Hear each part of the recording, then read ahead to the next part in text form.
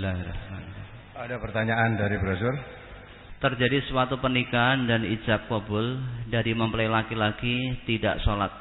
Bagaimana Ustadz pernikahan tersebut dan bolehkah untuk mendatanginya? Laki-laki dan perempuan, kalau wanitanya muslimat, laki-lakinya bukan orang muslim, tidak halal. Ya. Nah, maka kalau dari saksi yang adil tadi, nanti kan dinaib, ditanya, saksinya siapa? Saya. Ya tak? Betul ya, ini pernikahan ini saksi harus menyatakan betul. Ya, tapi suaminya ini bukan orang Islam, gitu. Dan naibnya mesti nggak jadi mau menikahkan. Bukan orang Islam. Karena tidak sholat ini. Nah, kecuali kalau dia, saya sudah berazam, saya sudah bersyahadat, dan nanti setelah ini saya akan sholat. Nah, gitu lah. Nah, itu naib wajiban memantau apa bener. Banyak naib-naib yang kurang teliti dalam masalah ini. Wah, tekoni agamamu apa? Islam. Aku mau Islam, nikah. Wes. Padahal yang laki-laki tadi sebetulnya Islam hanya untuk nikah itu. Setelah saya nikah ya sudah. Dia tahu kalau tidak Islam sama Islam tidak boleh di negeri ini. Kristen sama Kristen boleh, kalau Kristen dan Islam tidak boleh. Di negeri ini ada peraturan pernikahan harus sama-sama satu agama.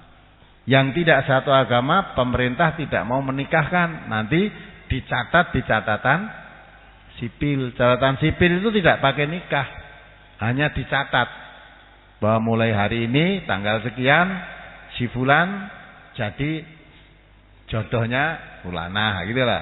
Tidak ada ijab kabul pernikahan, nggak ada.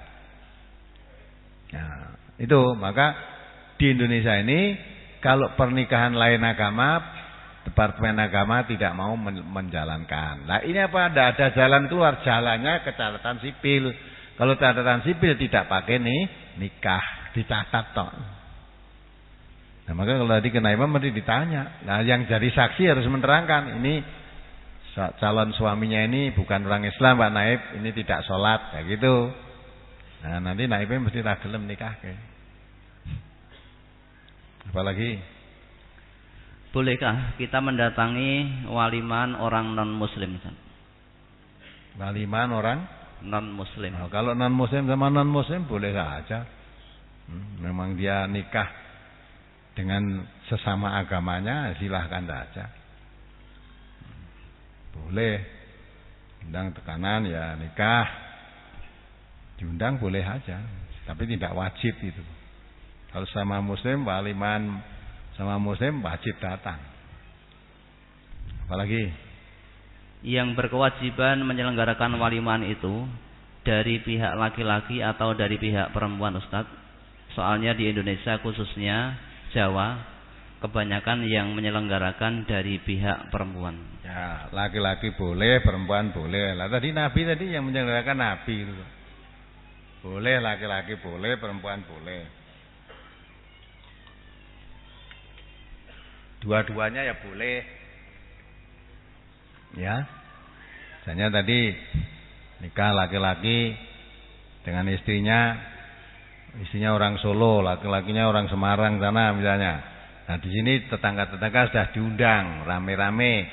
Nanti pulang di sana diadakan waliman di sana juga boleh.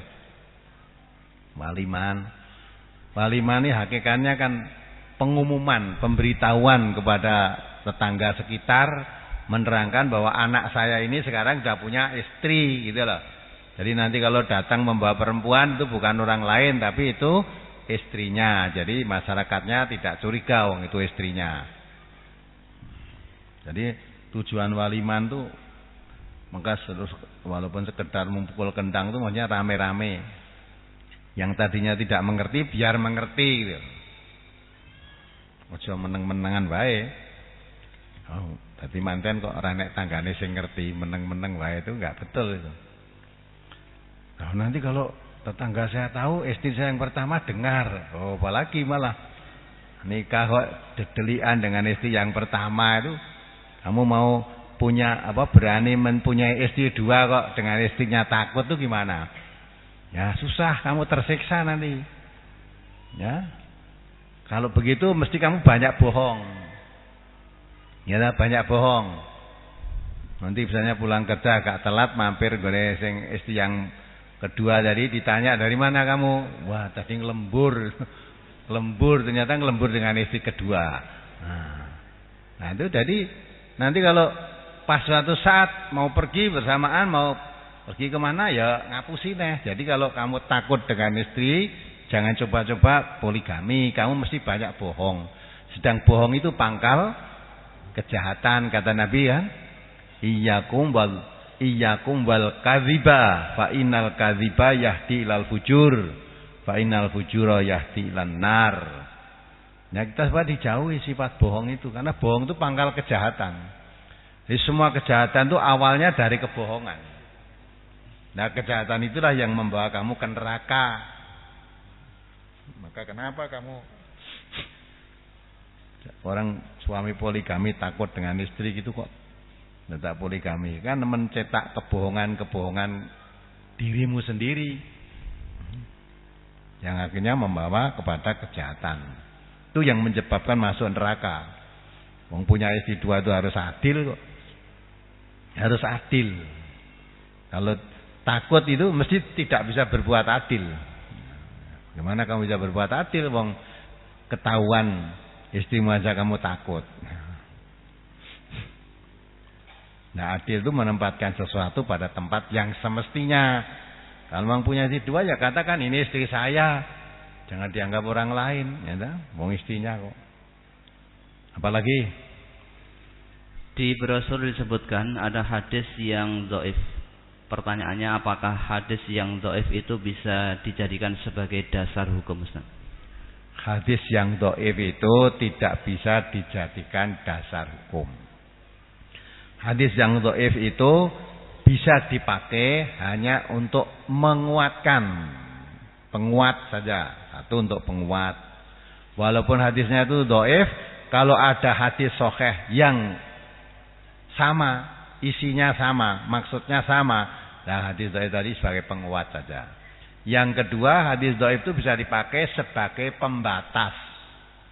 Satu contoh, dalam satu hadis sahih diterangkan air itu tidak bisa dinajiskan oleh apapun. Jadi air itu nggak bisa dinajiskan. Ini hadisnya dhaif, hadisnya sahih. Ada hadis dhaif yang menerangkan air itu bisa najis kalau berubah warnanya, berubah rasanya, berubah baunya karena najis. Jadi berubahnya tadi karena najis, bukan karena yang lain. Yaitu najis. Nah, bertentangan kan ini? Hadis sahih mengatakan air tidak bisa dinajiskan oleh apapun. Hadis dhaif mengatakan air itu bisa najis kalau berubah tadi, warnanya, rasanya, baunya berubah karena najis. Nah, ini hadis dhaif ini bisa dipakai sebagai pembatas. Jadi batasan air tidak bisa dinajiskan itu selama air itu masih keadaannya masih seperti biasa, tidak berubah rasanya, tidak berubah warnanya, tidak berubah baunya. Itu berarti air itu masih suci dan mensucikan. Ya kan? Misalnya kamu mau wudu, air satu kolah, lah kebetulan kena kencing anakmu, tadi tusi tadi, ya, di tekening luar kolah malah nguyuh. Nah berarti air satu kolah tadi kecampuran kencing anakmu tadi. Kalau kencing tadi sampai merubah warnanya, baunya dan rasanya, najis. Ya berarti air itu sudah menjadi air najis.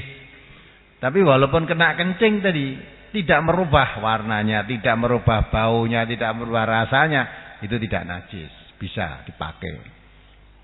Nah, itu maka pembatas tadi maksudnya, kalau sudah warnanya berubah, baunya berubah, rasanya berubah karena najis, berarti kadar najisnya lebih besar daripada kadar airnya. Nah itu maka hadis itu dhaif bisa dipakai sebagai pembatas. Batasan air bisa najis itu kalau seperti itu. Selama tidak ada perubahan apapun, itu air tetap suci dan mensucikan, tidak najis. Apalagi pada brosur halaman pertama diterangkan bahwa ada seorang wanita yang menyerahkan dirinya untuk Rasulullah, sedang Rasul tidak berminat. Rasul melihat wanita itu dari atas sampai ke bawah. Yang ditanyakan, apakah boleh seorang yang akan menikah itu boleh melihat dulu wanita yang akan dinikahi? Ya memang harus melihat. Mulai cara Jawa nontoni ora, ya nontoni jeneng nonton, ya. Laki-lakinya ya boleh melihat, wanitanya boleh melihat, gitu loh. Melihat. Yang boleh ditonton ya yang biasa kelihatan. Ora kok bukain ngendi-ngendi mbok tontone. Enggak boleh. Yang biasa tampak itu boleh kamu lihat. Itu. Jadi jangan sampai ya seperti beli kucing dalam karung, ya. Yang ora didelok bae kucingnya rembes. Jadi boleh dilihat. Apalagi dulu sebelum acara nikah di desa ada acara jonggolan. Setelah jonggolan saya ditinggal di pengantin wanita. Secara otomatis malamnya melakukan hubungan sampai waktu yang ditentukan, jaraknya sampai 1 bulan. Tiap hari saya melakukan hubungan sampai hari H pernikahan. Dosakah yang saya lakukan? Karena pemahaman saya dulu, kalau sudah oke semuanya, sudah sah. Itu dosa banget. Bapak ya dosa, mbok dosa, semua berdosa. Ya. Maka modelnya dulu ya orang kampung begitu itu. Kadang-kala istilahnya ngenger dhisik, gitu. Nah, wis dah ngenger. Nunggoni ning kono, ya dah. Nah, maka makan bersama, tidur bersama. Lah apa artinya nikah? Wong wis bersama terus. Nah, itu dosa itu. Nah, karena dulu belum tahu, tidak tahu, ya banyak istighfar pada Allah, mohon ampun kepada Allah. Mudah-mudahan Allah mengampuni. Nah, maka yang begitu itu harus diberantas. Kebiasaan-kebiasaan. Sekarang anak perempuan kalau orang tuanya murah seperti itu, wah banyak celakanya. Dah kon ngenger ning kono 3 bulan. Ya. Ngenteni panen pagi nandur, lamarannya sudah diterima, nikahnya nanti setelah panen. Ya kowe tiap hari kamu di sini melu nggarap sawah. Ya, ternyata sing digarap ora sawah tok, anake barang digarap. Nah, tapi itu nanti 3 bulan kan bisa hamil, tinggal pergi usah kamu. Nggak pergi. Maka itu haram.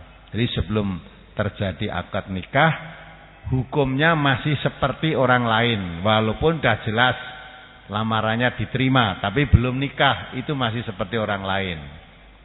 Tidak boleh menyentuh, tidak boleh. Apalagi kok berkumpul satu ranjang tidur, tidak boleh. Wah, tidur bareng ini ora apa-apa, ora mungkin. Ya, ndak mungkin ora apa-apa. Kenapa ndak ora apa-apa ndak tidur bareng, mbok kan nang omahmu dhewe. Dosa itu zina. Jadi hubungan seksual sebelum nikah itu namanya zina. Dah zina 1 bulan kan sudah cukup besar dosanya. Menawar dagangan orang lain aja nggak boleh kok. Ada sepeda motor, tawarkan kamu baru menawar, ya dah. Belum putus baru menawar. Terus kamu ikut nimbrung di situ. Itu tadi ngenyang 6 juta, belum pedot itu langsung kene ngundake, wis 6,5. Nah, itu tidak boleh. Menawar dagangan orang lain itu tidak boleh, apalagi wanita. Apalagi sudah jadi miliknya orang. Tidak boleh itu.